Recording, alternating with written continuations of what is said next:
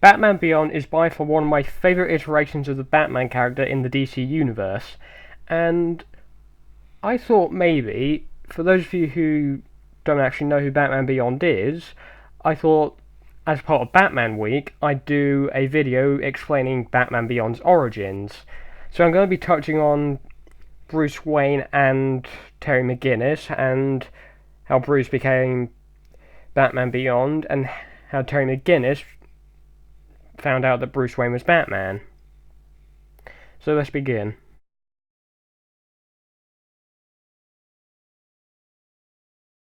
Okay, before we begin, I just want to state that most of Batman Beyond's origins are part of the Bruce Timm animated series universe, so that's mainly what I'm going to be touching on in this video. Okay, so the first episode of Batman Beyond, at first, takes place in the year 2019. Not in real time, just saying. This came out in 1999. So, ever since Batman the Animated Series, we've been introduced to a more widely popular version of Batman as a character and as a whole in general. But the concept in Batman Beyond was introduced. What if Bruce Wayne became too old to be Batman? Now, we sort of got something like that in The Dark Knight Returns. However, Batman Beyond explores that perfectly. So we take place in 2019, and Batman is on his way to rescue a hostage. Now, you may be thinking, Batman's wearing a very outdated suit. Batman actually built a brand new suit, which helps him fight like he was young. Because Bruce Wayne isn't young, and it's 2019, and Bruce is actually pretty old at this point. You can tell because of the grey hair. So he's fighting off some thugs that have kidnapped someone and are holding them hostage. However, during the fight, Batman succumbs to a heart attack, and he grabs a gun after being beaten by one of the thugs and tries to shoot him. However, the thug escapes, and Batman is shocked by what he's done, so he drops the gun, and then when he gets home, he says, "Never again," and shuts down the Batcave. And he's done being Batman. We then jump 20 years later to the year 2039, where we meet a 16-year-old slacker named Terry McGinnis. Now, Terry has actually skipped curfew and is partying out in the nightclub with his girlfriend. However, he comes across a gang of thugs who call themselves the Jokers, with a Z, because they think they're cool, like my high school bullies. Anyway, a very dangerous bike chase, perhaps the most dangerous to be shown on television, occurs, and then they somehow end up at Wayne Manor. Yes, that's right, Wayne Manor is still up and standing after all these years. Anyway, Bruce Wayne tells the Jokers to get off his property. And then the leader of the Jokers, who's dressed in Joker makeup, because of course he is, says, "Who do you think you are, old man? We're the Jokers." And then Bruce Wayne says, "Sure you are." And then Bruce and Terry fight off the Joker's gang until they are forced to retreat. Bruce then has another heart problem, and then Terry goes to get medicine from Wayne Manor. Until Terry discovers the Batcave and finds out the biggest secret ever.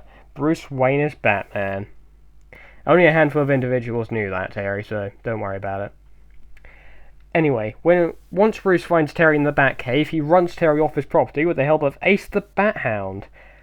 Well, shortly after leaving Wayne Manor, Terry returns to his home to find out that his father, Warren McGinnis, has been murdered. Or supposed father, because Bruce Wayne is actually his real father. Anyway, in a result of grief-stricken vengeance, Terry somehow sneaks back into the Batcave and steals the Batman Beyond suit, and goes after the Joker gang. Somehow Bruce Wayne patches through to the suit and helps him, and then Bruce Wayne hires him to be his assistant. And for the next 2 to 3 years, Terry McGinnis and Bruce Wayne fought off the futuristic world of Gotham's criminal underworld. And then Batman Beyond Return of the Joker shows us that Tim Drake was tortured by the Joker, and Tim Drake's the new Joker in Batman Beyond. However, we are introduced to other members of the new Batman Beyond Rogues Gallery. Now, I'm only counting the TV show here, just to clarify. So we're introduced to Mr. Freeze, who apparently is a clone of his... Well, Mr. Freeze is actually a clone in Batman Beyond, because in the new Batman Adventures, the whole hypermetabolism thing that Mr. Freeze had was actually eating away at his body. In textbook terms, his body was eating it himself. Well, his body was eating itself. And all that was left of Mr. Freeze by the time the doctors were able to stop it was his head. So Mr. Freeze could walk around in an arachnid-like state, and he could also go into a sort of a suit of armour, similar to his Batman the Animated Series one.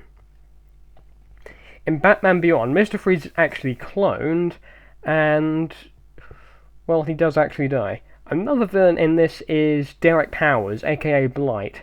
So, in the future, Bruce Wayne is condemned to staying at Wayne Manor for good, because he's not the CEO of Wayne Enterprises anymore, so he is also retired.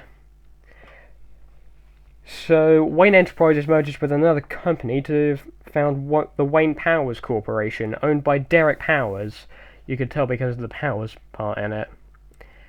Now, Derek Powers in Batman Beyond is also known as the supervillain Blight because he irradiates nuclear energy and he can shoot it. He's also partly responsible for the death of Mr. Freeze as well.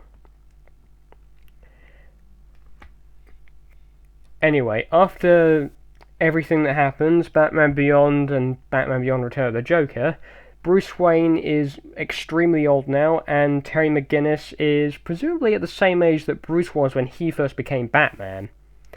And it's revealed that in Batman Beyond, Bruce Wayne is Terry's actual father, which I had not mentioned at all in this video. Anyway, Bruce presumably passed away after the events of Batman Beyond and the Return of the Joker film, where Terry McGinnis became Batman Beyond and watched over Gotham for the rest of his days. And that was the origins of Batman Beyond. Are you a fan of Terry McGinnis as Batman in 2039? If so, let me know in the comments. Are you a fan of Batman Beyond the TV show, Return of the Joker, or do you prefer Bruce Wayne when he was Batman? Let me know all your thoughts below. Anyway, that's the end to the 4th installment in Batman Week, and I'll see you soon.